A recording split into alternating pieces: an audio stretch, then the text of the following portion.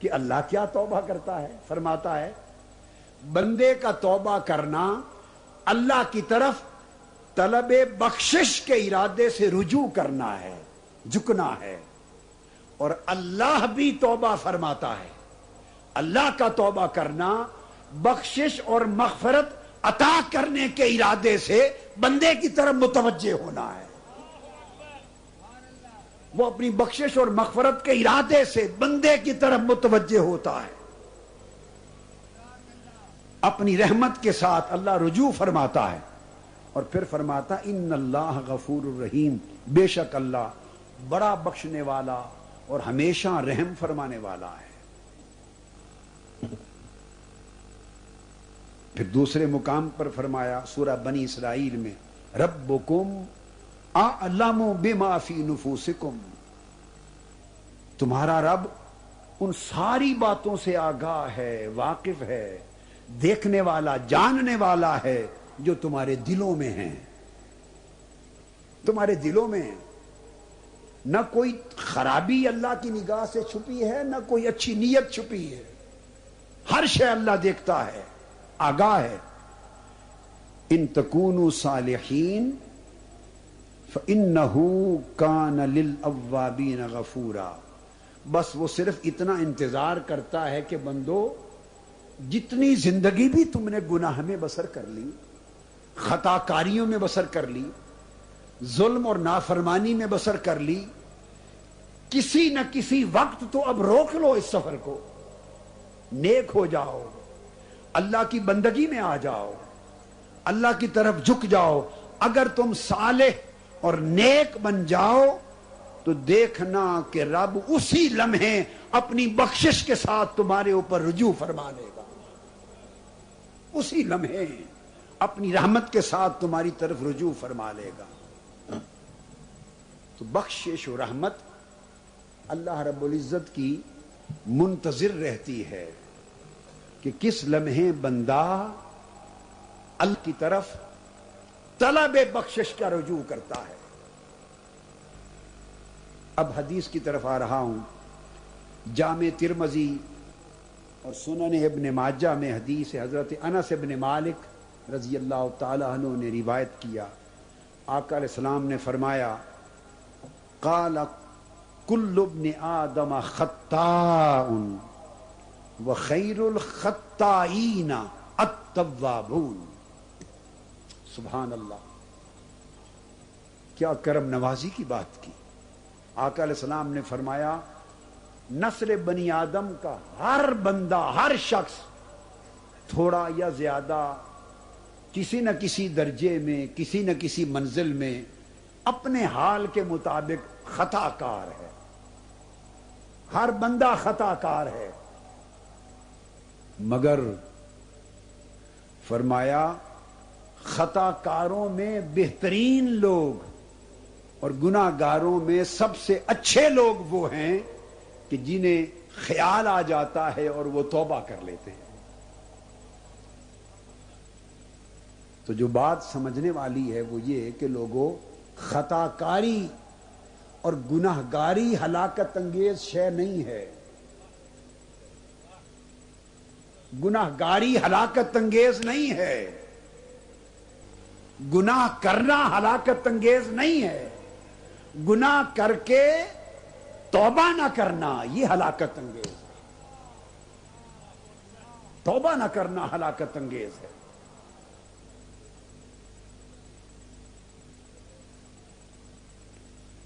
حضرت عبداللہ ابن مسعود رضی اللہ تعالیٰ عنہ روایت کرتے ہیں قال قال رسول اللہ صلی اللہ علیہ وآلہ وسلم التائب من الذنب کمن لا ذنب لہ۔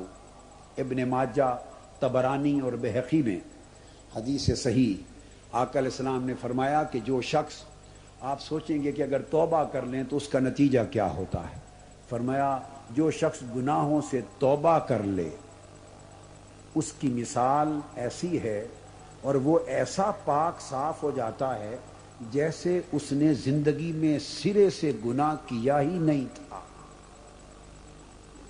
جیسے ماں کے پیٹ سے پیدا ہوا ہے۔ توبہ کا پانی اس کے لوح عمل سے گناہوں کی ساری سیاہی کو دھو دیتا ہے، پاک صاف کر دیتا ہے۔ اب اس پر کیسے گناہگار کس حد تک کی گناہگاری کو توبہ کا پانی دھو دیتا ہے؟ حضرت ابو ہریرہ رضی اللہ تعالیٰ عنہ روایت کرتے ہیں، اور بخاری اور مسلم کی متفق علیہ حدیث ہے، آقا علیہ الصلوۃ والسلام نے فرمایا کہ ایک شخص پہلے زمانے میں ایسا تھا کہ اس پوری زندگی گناہوں میں ملوث رہا، خطا کار تھا، گناہگار تھا۔ جب موت کا وقت قریب آیا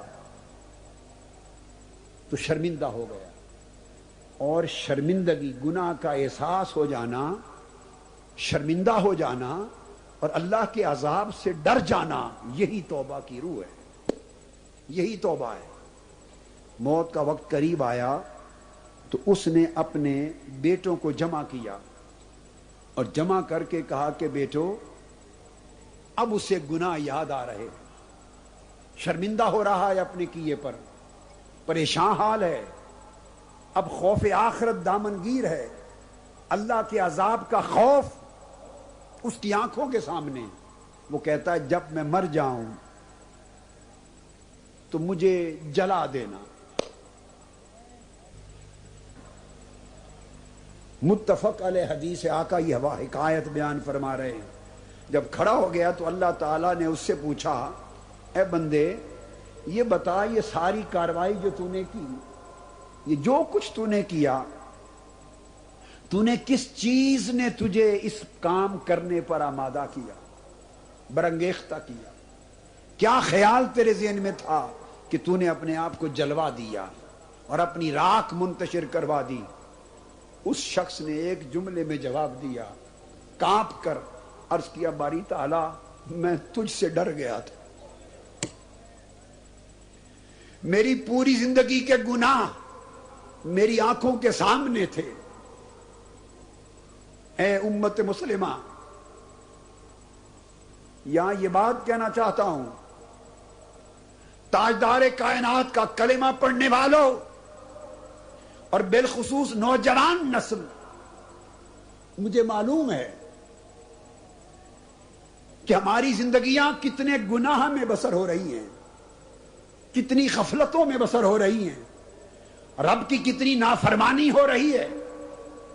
میں آپ سے خطاب کر رہا ہوں، اور پھر مجھے معلوم ہے، اے نوجوانوں، اپنے احوال دیکھ کر اتنے شرمندہ اور مایوس نہ ہونا۔ یہ جو تمہیں خطاب کرنے والا ہے آج کی رات، طاہر القادری، رب کی عزت کی قسم تم سب سے بڑا گناہگار ہے۔ میرے گناہ، میری غفلتیں، میری خطائیں، میری نافرمانیاں تم سب سے بڑھ کر ہیں۔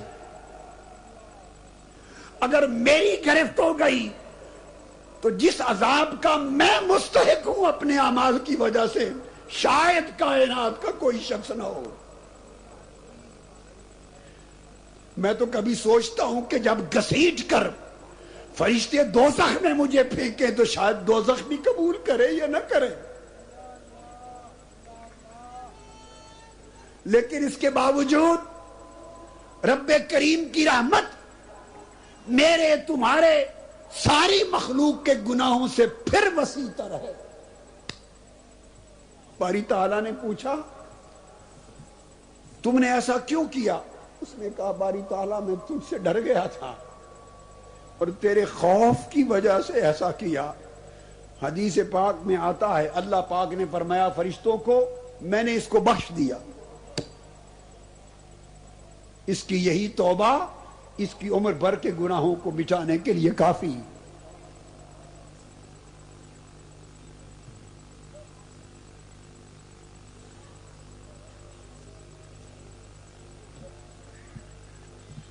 یہ حدیث نبوی صلی اللہ علیہ وآلہ وسلم اس لیے بیان کرنا چاہتا تھا اور بیان کی تاکہ یہ معلوم ہو کہ رب کریم کی بخشش، بندہ اگر صدق کے دل سے توبہ کرے تو اس کی بخشش کا عالم کیا ہے۔ صرف سوچنے کی بات ہے کہ زندگی بڑی گزر گئی،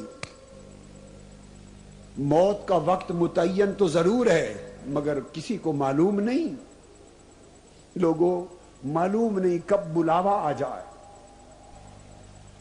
اے انسان، اے مسلمان، کب تک خواب غفلت میں رہے گا؟ اور اگر بلاوا آ گیا اور حالت نزع ہو گئی، موت سامنے ہو گئی، پھر وقت توبہ نہیں رہتا۔ انسان تو کب سوچے گا؟ اور اس امید پر گناہ کرتے رہنا کہ گناہ کر لوں پھر توبہ کر لوں گا، یہ توبہ کے ساتھ مذاق ہے۔